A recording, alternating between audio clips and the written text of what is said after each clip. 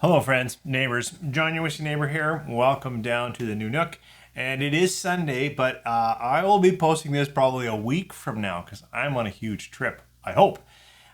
So this is samples. It's like what I love to do on Sundays. And it's interesting the way these have come together. So in this one here, Ray actually sent this to me. He's out of Texas in 2021. And then I actually lost, I misplaced, I don't know, whatever, a number of those samples. And when I found them, there was a couple untried. And that's this one, which is Four Roses, small batch, but select. And so that's a little higher proof, 104, I think so.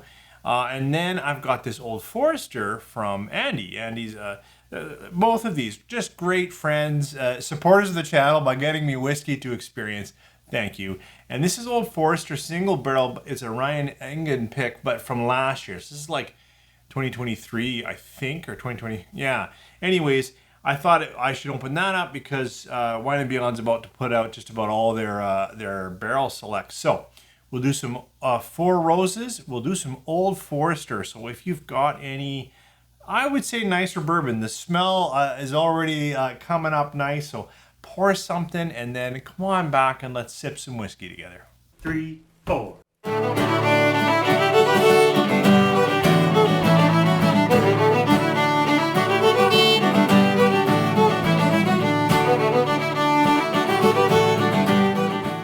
Thanks for coming back. As I said, we're going to start with Four Roses, mostly because it's a little lower proof, a little less percentage, and that tends to be how I taste a flight, and really these two are just tastes. I haven't had Four Roses small batch select. I've had their small batch and I thought I would like it more than I did.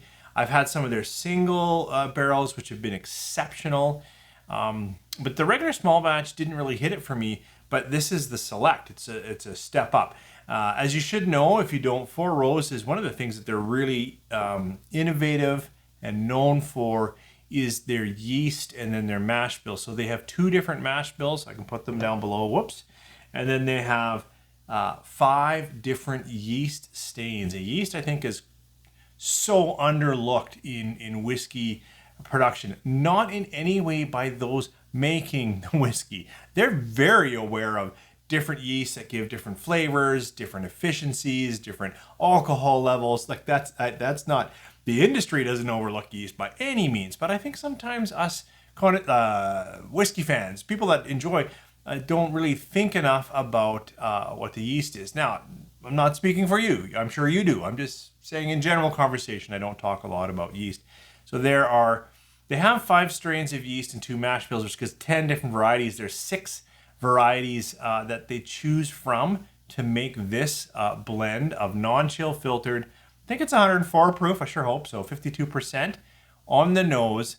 They're select. There's a lot of interesting flavors in here. I've got, it's a bourbon, right? So I've got some light toffee and caramel. I've got vanilla. I've got cinnamon.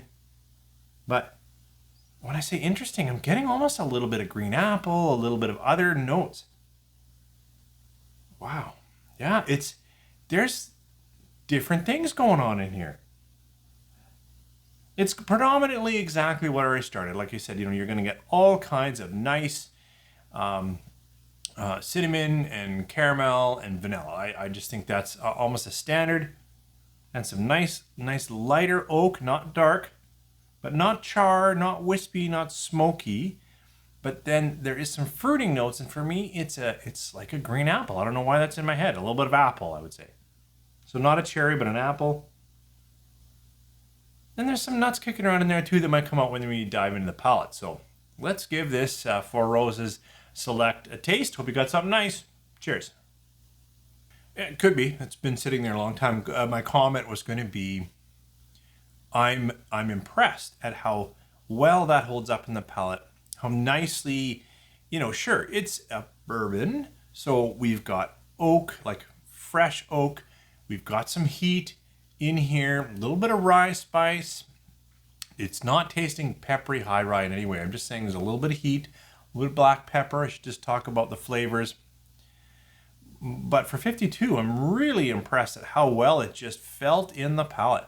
Better try another little sip. That was probably just a wake up. Cheers.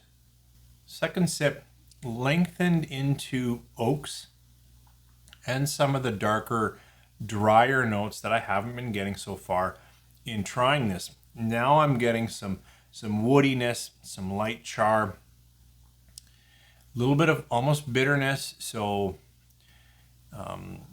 like when I try to describe a bitterness that isn't mechanical, because when it's mechanical, I'm not liking it. That just feels artificial, and I don't even know how to describe it. It's not.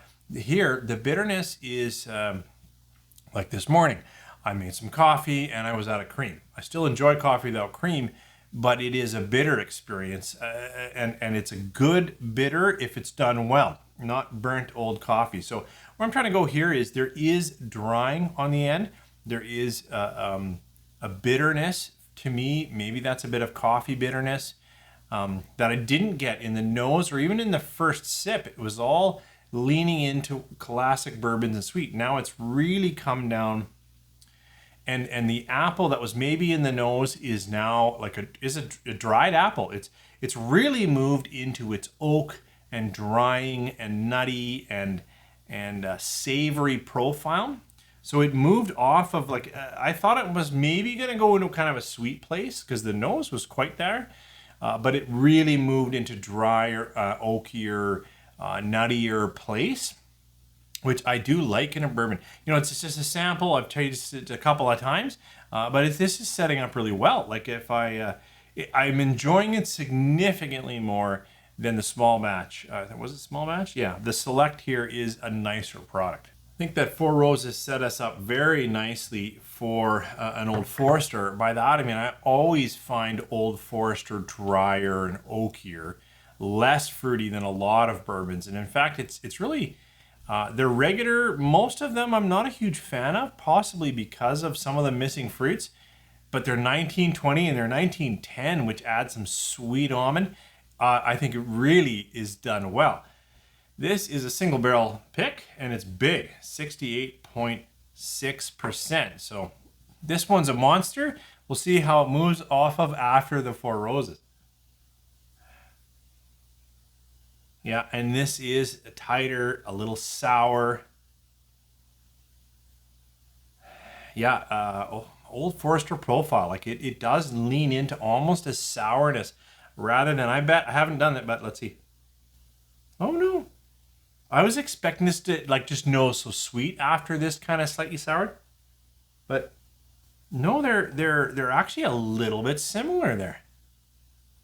This is bigger. My nose is singeing a little bit, and interesting enough, I made a comment about no fruit, and here I had some nice green apple. I'm getting a slight bit cherry on here. That's true, I am, which I was not expecting because I don't tend to get that on Old Forester. Now that I've said it out loud, I've got a nice cherry and even a slight sweeter dark chocolate, whereas this was kind of just coffee.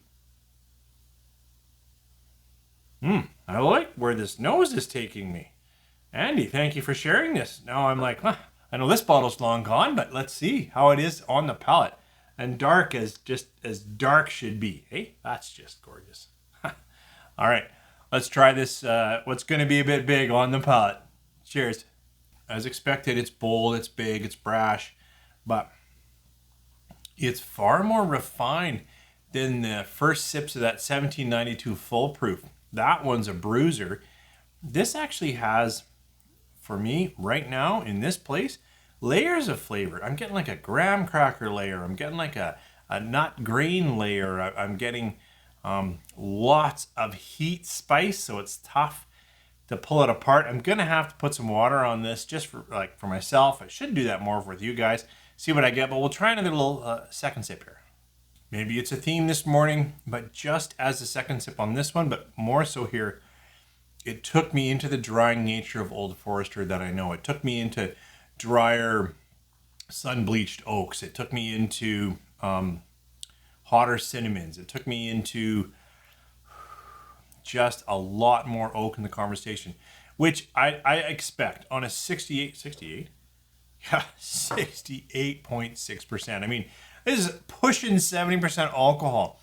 So I think a lot of the subtle notes that I was getting up front, which I'm thankful for, are just like overwhelmed by the alcohol. I think this demands water to find exactly where that proof point is where your palate can still experience it. Sure, I took a small sip and I have some natural water going on there, but at 68%, that second sip, I think, really blew out my palate and just left me with all the edges, all the dry oak, the dry cinnamon, and that kind of thing, which is really even like far more than this one.